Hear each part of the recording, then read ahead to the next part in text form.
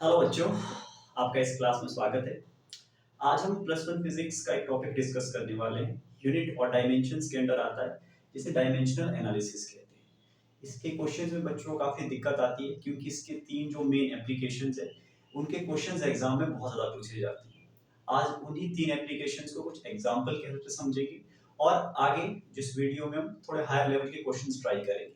अगर इस वीडियो में कुछ कवर अप नहीं हो पाता है तो इसके ऊपर एक सेपरेट वीडियो बनाऊंगा मैं, जिसमें हम कुछ हायर लेवल प्रॉब्लम्स को समझेंगे।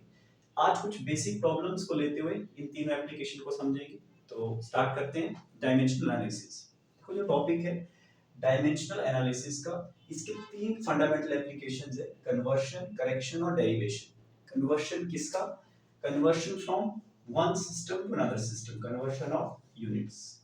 आपको एक सिस्टम ऑफ यूनिट से दूसरे सिस्टम में जाना है, तो उसका एक प्रोसीजर है, उसमें हमें देखना है कि कैसे कन्वर्ट करना है। करेक्शन मतलब correction of some physical formula. Physical formula, आपको कोई फिजिक्स का फॉर्मूला दिया जाता है, आपको जस्ट चेक करना है कि वो फॉर्मूला करेक्ट है या नहीं है। उसको एक एप्लीकेशन की हेल्प से हम यहाँ पे ट्राई करेंगे। थर्ड है डेरिवेशन। डेरिवेशन मतलब इसमें आपको एक नया फॉर्मूला डिराइव करके बताना पड़ेगा। कुछ फैक्टर्स होंगे क्वेश्चन में दिए हुए जिसपे फिजिकल क्वांटिटी डिपेंड कर रही है, ठीक है। तो इसकी एप्लीकेशन है डायमेंशनल एनालिसिस की। इसके सेंटर में एक प्रिंसिपल होता है जिसे कहते हैं प्रिंसिपल ऑफ होमोजेनिटी। मैं उसको शॉर्टकट में पीएचडी कहता हूँ, तो मैं यहाँ शॉर्टकट में लिखता हूँ PhD, principle of homogeneity of dimension. जिस तरह से पीएचडी इतनी इंपॉर्टेंट है, जितना हायर लेवल की डिग्री है वहां पे पीएचडी यहाँ पे भी उतना ही इंपॉर्टेंट है। आपको इस प्रिंसिपल को ध्यान से समझना है और इसी प्रिंसिपल के बेस पे आपके मैक्सिमम क्वेश्चन सॉल्व होने वाले हैं।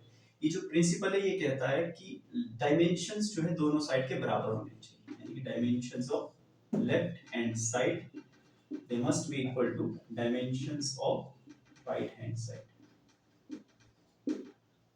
इस प्रिंसिपल का यूज हम किसी भी रिलेशन को चेक करने के लिए कर सकते हैं कि वो रिलेशन फिजिकली सही है, मैथमेटिकली सही है या नहीं है। तो इसी रिलेशनशिप का यूज करके हम पहले एप्लीकेशन पे ट्राई करते हैं करेक्शन, क्योंकि मैं प्रिंसिपल बता रहा हूं ताकि आपको इसकी एप्लीकेशन का पता चले। हम एक सिंपल सा फॉर्मूला लेते हैं। देखो, आप एक फॉर्मूला पता है time period of simple pendulum. एक time period of simple pendulum में ये एक एस्टेब्लिश्ड फॉर्मूला है फिजिक्स में कि अगर आपको सिंपल पेंडुलम का टाइम पीरियड कैलकुलेट करना है तो उसका जो फॉर्मूला है t time period is equal to 2 pi, एक तरह का कांस्टेंट है, square root of length of string upon g, मतलब एक्सेलरेशन ड्यू टू ग्रेविटी। आपको इस डायमेंशनल एनालिसिस यानी कि पीएचडी की हेल्प से इसको प्रूव करना है कि करेक्ट है। क्या है? सिंपल सा, देखो जितने भी दो साइड है इसके डायमेंशंस लिखने हैं हमें। डायमेंशंस ऑफ t, t है टाइम पीरियड है तो इसका डायमेंशन सिंपली t ही आएगा। वैसे राइट हैंड साइड में 2 पाई, ये आपका डायमेंशन लेस है क्योंकि कांस्टेंट है तो इसके कोई डायमेंशंस नहीं होंगे, ये डायमेंशन लेस है। बाकी दो क्वांटिटी बचती है, एक L और G। L है लेंथ है, इसका डायमेंशन आपके पास कैपिटल L होने वाला है। G acceleration due to gravity. देखो G एक वैल्यूड कांस्टेंट है but basically it is representing the acceleration, तो इसके जो डायमेंशंस है वो हमेशा एक्सेलरेशन के बराबर होते हैं। जो एक्सेलरेशन के डायमेंशन होते हैं LT-2। अब सिंपली आपको करना क्या है, लेफ्ट साइड में तो कुछ कैलकुलेट करने के लिए है नहीं, राइट साइड में इस चीज को सॉल्व करके बताना है कि डायमेंशन t के बराबर आना चाहिए। तो राइट हैंड साइड के डायमेंशंस बनाएंगे। देखो यहाँ पे हम डायमेंशंस ऑफ RHS, तो क्या बनेंगे? स्क्वायर रूट का मतलब होता है पावर हाफ हो जाना, सॉरी 1/2 हो जाना, जिसको आप ऐसे लिखोगे L का डायमेंशन ही हो गया और नीचे हो गया LT-2 और इस पूरे का पावर कितना होगा? 1/2, यानी कि स्क्वायर रूट का मतलब 1/2। अब सिंपली ये देखो, जब इसको आप सॉल्व करने जाओगे, L नीचे 1 है ऊपर 1 है, L का पावर 0 हो जाएगा। T माइनस का नीचे ऊपर जाके ये प्लस का हो जा रहा है और पूरे की पावर कितनी आ जा रही है? 1/2। और ये t ऊपर जाके पॉजिटिव का हो जाता है क्योंकि डिनोमिनेटर से ऊपर जाएगा तो पॉजिटिव का हो जाएगा। अब 1/2 की पावर जब अंदर अप्लाई की जाएगी t के साथ, t का स्क्वायर है, इसके साथ ये पावर कैंसिल आउट हो जाएगी और राइट साइड का डायमेंशन भी कितना आ जाएगा, सिंपली t आ जाएगा। तो जो dimension of left hand side था, t का डायमेंशन t ही था, वही डायमेंशन आपको राइट हैंड साइड में मिल रहा है। सो यहाँ से क्लियर हो रहा है कि dimension of left hand side is equal to dimensions of right hand side. तो ये फर्स्ट एग्जांपल था डायमेंशन एनालिसिस का, correction of formula with the help of PhD, यानी कि principle of homogeneity of dimensions. इसको नोट कर लीजिए आप, फिर हम सेकंड एप्लीकेशन करते हैं।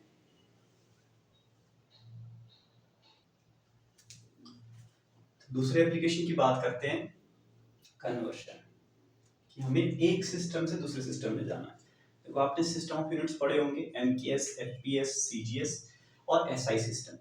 इसके सिवाय भी कुछ फंडामेंटल बेसिक यूनिट्स को डिसाइड करके नए तरह के सिस्टम भी इन्वेंट किए जा सकते हैं। इसलिए यहाँ पे क्वेश्चन को कॉम्प्लिकेट करने के लिए कई तरह के सिस्टम्स में क्वेश्चन दिया जाता है, बट हम स्टार्ट एक सिंपल सिस्टम से करेंगे अगर हमने एसआई से सीजीएस में जाना है। तो क्वेश्चन आपको मान लो आता है, you have to convert 1 newton into dance.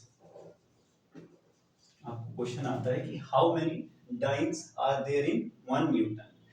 तो पहला नॉलेज आपको ये होना चाहिए कि न्यूटन किस सिस्टम का यूनिट है और डाइन्स किस सिस्टम का यूनिट है। न्यूटन फोर्स का यूनिट होता है, यूनिट ऑफ फोर्स किस सिस्टम में, इन एसआई सिस्टम में। और डाइन्स भी यूनिट ऑफ फोर्स है, बट किस में, this is CGS system. CGS system में फोर्स का यूनिट क्या होता है, डाइन्स होता है। तो बेसिकली आपको न्यूटन से डाइन में कन्वर्ट करना है, एसआई सिस्टम में सीजीएस सिस्टम में जाना है। यहाँ पे बच्चे बहुत कंफ्यूज होते हैं, तो इसके लिए एक सिंपल सा फॉर्मूला रखना है आपको। देखो जो फाइनल कंक्लूजन आता है, n2 is equal to n1 m1 over m2 raise to power a। अभी हम समझेंगे abc क्या है, l1 upon l2 raise to power b और t1 upon t2 raise to power c। ये आपका इसका सेंटर में फॉर्मूला रहने वाला है जब भी आप जिस भी सिस्टम में आप कन्वर्ट करना चाहते हो वो, ठीक है। यहाँ ध्यान रखने वाली बात क्या है, जो जो भी 1 वाले वैल्यू, जैसे कि n1 हो गया, n1 हो गया, l1 हो गया, t1 हो गया, m1 l1 और t1, ये कौन सा होगा, ये आपका गिवन सिस्टम होगा। उसमें कुछ सिस्टम क्वेश्चन में दिया होगा। और ये जो 2 वाली वैल्यूज है, जैसे कि n2 है जो रिक्वायर्ड वैल्यू आपसे पूछी गई होगी, और m2 है, l2 है और t2 है, ये आपका रिक्वायर्ड सिस्टम रहेगा जिस सिस्टम में आपने जाना है। ये फिक्स रहेगा सभी क्वेश्चंस के लिए, ताकि आपको इजी से क्वेश्चन को सॉल्व करना आ जाए। अब देखना आपको एबीसी कहां से निकालने हैं। एबीसी डिसाइड करेगा आपकी फिजिकल क्वांटिटी का डायमेंशनल फॉर्मूला, कि कौन सी फिजिकल क्वांटिटी का डायमेंशन फॉर्मूला को कन्वर्ट करना है। जैसे कि फोर्स का कन्वर्ट करना है, तो हम साइड में जाके फोर्स का एक डायमेंशनल फॉर्मूला लिख लेंगे। ये फोर्स का डायमेंशनल फॉर्मूला है। डायमेंशनल फॉर्मूला आपको याद होने चाहिए बेसिक क्वांटिटीज के, ml t-2। जो जो पावर्स है इसके, m है, l है, m का 1 है, l का 1 है, t का -2 है। तो m के पावर को हम a कहते हैं, l के पावर को आप b कहते हैं और t के पावर को आप c कहते हैं। तो ये 3 डिसाइड हो गए, a हो गया, b हो गया, c डिसाइड हो गया। अब इस फॉर्मूले में सब्स्टिट्यूट करना है, तो ये m1 l1 m2 l2 t2 ये क्या होंगे। अब देखो आपका सिस्टम है, यहाँ पे बनाते हैं 2 सिस्टम, ये आपका एसआई सिस्टम है और दूसरा सीजीएस सिस्टम जिसमें हमने जाना है। तो हम इस साइड में कॉलम बना लेंगे, फिर फॉर्मूला लगाना इजी हो जाएगा। आपको देखना है कि एसआई में मास का यूनिट क्या होता है, 1 kg, लेंथ का क्या होता है 1 मीटर, टाइम का यूनिट क्या होता है 1 सेकेंड। वैसे सीजीएस में जो उसके बेस यूनिट्स होते हैं, सीजीएस में हम क्या करते हैं 1 ग्राम, और लेंथ को मेजर करते हैं सेंटीमीटर में, और टाइम का यूनिट सेम रहता है सेकेंड। ये बेसिक्स हमें पता है दोनों सिस्टम्स के। अब आपको सिंपली ये सब चीजें यहाँ पे सब्स्टिट्यूट करनी है और अपना आंसर आपको एक स्टेप में मिल जाएगा।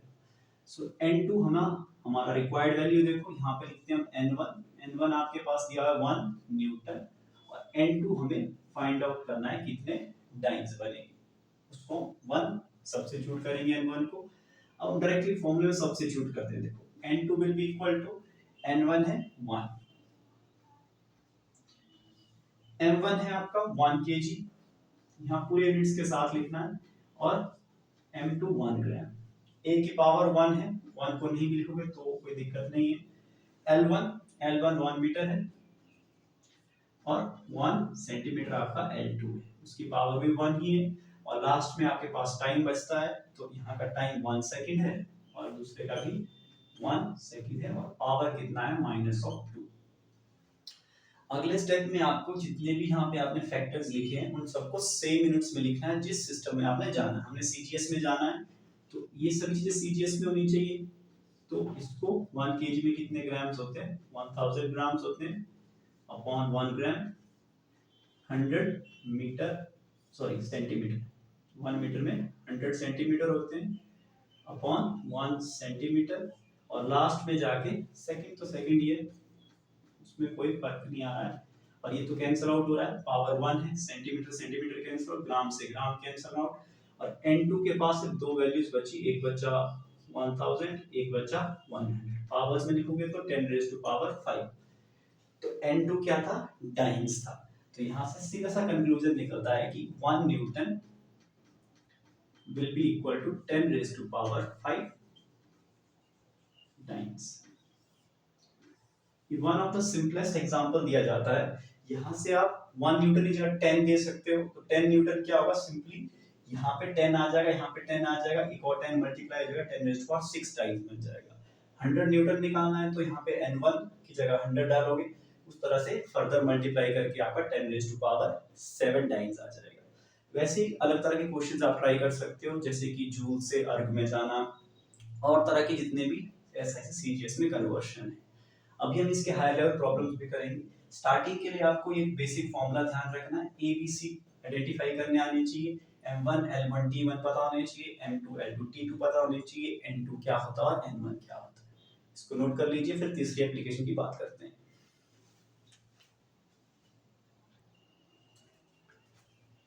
थर्ड एप्लीकेशन स्टार्ट करते हैं। हमें डिराइव करना है डेरिवेशन, या कई बार क्या आता है, प्रूव करने को आता है, टू प्रूव। क्वेश्चन आता है कि आपको फॉर्मूला प्रूव करके बताना है, इसको हम एक एग्जांपल की हेल्प से करेंगे। आपको ये प्रूव करना है कि time period of certain planet around the sun is directly proportional to the cube of the radius of that planet around the sun. ये केपलर का थर्ड लॉ है, इसे टी आर क्यूब लॉ भी कहते हैं, कि रेडियस के cube के डायरेक्टली प्रोपोर्शनल होता है आपका टाइम पीरियड का स्क्वायर। तो क्वेश्चन किस तरह से आएगा, क्वेश्चन आपको दिया होगा कि आपका टाइम पीरियड है प्लेनेट का, इट डिपेंड्स अपॉन 3 फैक्टर्स, इस पे मिनिमम 3 फैक्टर्स दिए होने चाहिए क्वेश्चन में, जिस पे आपकी रिक्वायर्ड फिजिकल क्वांटिटी डिपेंड कर रही होगी। तो क्वेश्चन ने कहा होगा कि आपका जो टाइम पीरियड है, किसी भी प्लेनेट का टाइम पीरियड है, वो 3 फैक्टर्स पे डिपेंड कर रहा है। कौन कौन से factors, radius of the orbit, एक मास ऑफ द सन, और तीसरा ग्रेविटेशनल कांस्टेंट कैपिटल जी। ध्यान रखना कि कैपिटल जी ग्रेविटेशनल कांस्टेंट है, small G acceleration due to gravity होता है। तो आपको कहा गया है इस इंफॉर्मेशन से ये फॉर्मूला डिराइव करके या प्रूव करके बताइए। तो इस वाले एप्लीकेशन में जो भी फैक्टर्स है, 3 फैक्टर्स है, स्टार्टिंग का स्टेप सबके लिए सेम रहने वाला है, जो भी आपकी रिक्वायर्ड क्वांटिटी है हम उसको सपोज करते हैं it is directly proportional to the given quantities raise to power a, raise to power b and raise to power c। ये एबीसी थोड़े अलग है, ये सबके लिए कॉमन स्टेप रहने वाला है जितने भी क्वेश्चन आएंगे। यहाँ एबीसी अंदर जो क्वांटिटीज है उनके डायमेंशनल फॉर्मूलाज डिसाइड करेंगे। आपके लेफ्ट साइड का डायमेंशन फॉर्मूला भी लिखना है, जैसे कि आपका पीएचडी कहता है, प्रोपोर्शनलिटी कांस्टेंट को हटा लेते हैं, r raise to power a, m raise to power b और g raise to power c। अब दोनों तरह के डायमेंशन लिखने, इक्वेट करना है, एबीसी की वैल्यू निकालनी है और इस इक्वेशन में आके वापस रख देनी है, इस हमारी फर्स्ट इक्वेशन में वापस रख के देनी है। तो हम स्टार्ट करते हैं। देखो लेफ्ट हैंड साइड के डायमेंशन में सिर्फ टाइम इन्वॉल्व है, तो m की पावर 0, l की पावर 0, t की पावर सिर्फ 1। ये कोई डायमेंशन नहीं होता है। आर है radius of the orbit, radius का मतलब एक तरह की लेंथ, तो यहाँ एल आ गया। मास ऑफ द सन यानी कि सिंपली मास है, पावर साथ में लिखते जाना है A B. Gravitational constant G, side में देखकर डायमेंशन देखो, और आपको जी के डायमेंशन याद नहीं रहते तो आपको लॉ पता होना चाहिए, gravitational law m1 m2 over r square. ठीक है, ये न्यूटन का ग्रेविटेशनल लॉ था।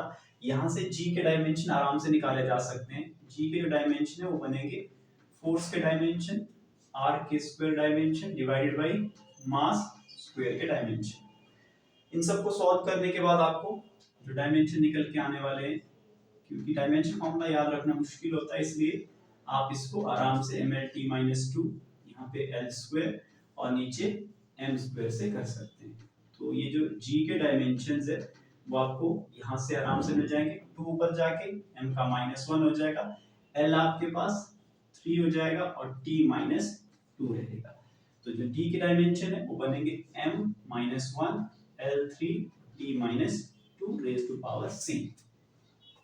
अभी m के पावर सारे एक साथ करने, l के पावर सभी एक साथ करने और t के पावर सारे एक साथ करने। लेफ्ट साइड में कोई कंफ्यूजन नहीं है, तो राइट साइड में कैलकुलेट करेंगे हम। m a इसके पास कोई नहीं है, एक पावर इसके पास b की पावर है और एक इसके पावर -c की है। फिर उसके बाद l आता है, l के पास एक पावर a की है और दूसरी पावर l के पास c की है, तो +3c होने वाला है। और लास्ट में t की बात करते हैं तो t के पास एक ही पावर है, वो है -2c। यहाँ से आएगा, इन दोनों के पास नहीं है, हमारे पास कोई भी पावर नहीं है। अब सिंपली आपको राइट साइड की सारी पावर्स को इक्वेट करना है लेफ्ट हैंड साइड के साथ। यहाँ L0 है T1, क्योंकि पीएचडी ने कहा था कि डायमेंशंस लेफ्ट हैंड साइड के इक्वल होने चाहिए राइट साइड के डायमेंशंस के। तो इक्वेट कीजिए,